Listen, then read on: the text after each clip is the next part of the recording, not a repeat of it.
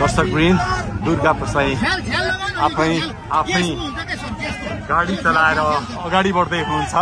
निकै नै अप्रिय अवस्था देख्न सक्छौं हामी। यहाँ प्रहरीले अश्रु ग्यास चलाएको छ।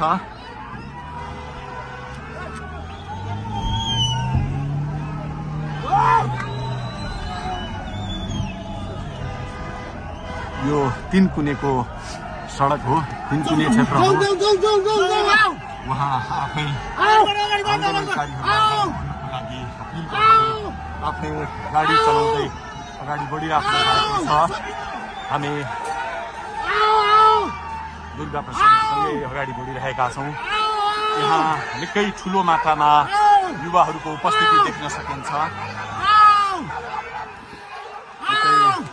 ठुलो मात्रामा युवाहरूको उपस्थिति, प्रहरीको बार तोडेर दुर्गा प्रसाई आफै अगाडि बढ्दै हुनुहुन्छ। प्रहरीलाई गाडीले पेलेर दुर्गा प्रसाई अगाडि बढ्दै हुनुहुन्छ। हामी दुर्गा प्रसाईसँगै अगाडि बढ्दैछौँ। यहाँ कसैले रोक्न सक्ने अवस्था छैन। दर्शकवृन्द प्रहरीलाई दुर्गा प्रसाई पेलेर अगाडि बढिराख्नु भएको छ। प्रहरी गाडीको चाबी खोज्न लागि परेको छ र दुर्गा प्रसाईले प्रहरीको एक लेयर तोडिसक्नु भएको छ र अब अगाडि सशस्त्र प्रहरीको टोली रहेको छ। उहाँ अगाडि बढिराख्नु भएको छ। यो गाडीमाथि प्रहरीले अन्धाधुन्दा लाठीचार्ज गरिरहेको छ।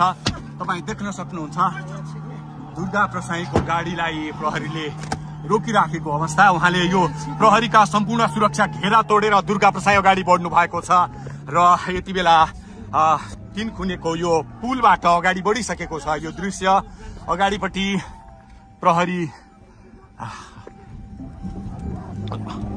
प्रहरीका यी घेरा तोडेर दुर्गा प्रसाई अगाडि बढिराख्नु भएको छ।